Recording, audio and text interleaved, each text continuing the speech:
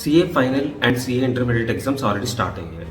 So ఈ exam start అయ్యాక కొందరు స్టూడెంట్స్ ఏం చేస్తారంటే ఆల్రెడీ ఒక ఎగ్జామ్ కంప్లీట్ అయ్యి రెండో ఎగ్జామ్ స్టార్ట్ అవ్వబోతున్న ముందు కంప్లీట్ అయిన ఎగ్జామ్కి రిలేటెడ్ యూట్యూబ్లో సొల్యూషన్ వీడియోస్ చూడడం స్టార్ట్ చేస్తారు. So what my personal opinion is ఆ సొల్యూషన్ వీడియోస్ చూడటం ఇమీడియట్గా స్టాప్ చేయండి. బికాస్ అక్కడ సొల్యూషన్ వీడియోస్ ఎప్పుడైతే చూస్తారో 2 కేసెస్ అవుతాయి. ఒకటి, మీరు ఏదైతే ఆన్సర్ రాసారో అది కరెక్ట్ అనుకోండి, మీరు చాలా ఎక్సైటెడ్గా కాన్ఫిడెంట్గా ఫీల్ అవుతారు. Even some times over confidence కూడా బిల్డ్ అవుతుంది.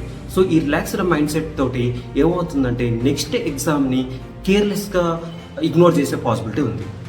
కేస్ 2 వచ్చేసి మీకు మార్క్స్ పోయినాయి అనుకోండి, మీరు సెల్ఫ్ అసెస్ చేసుకుంటున్నారు వీడియో చూస్తూ, సో మార్క్స్ పోయాయి అనుకోండి, మీకు ఏమవుతుంది, కాన్ఫిడెన్స్ డ్రాప్ అయిపోతుంది.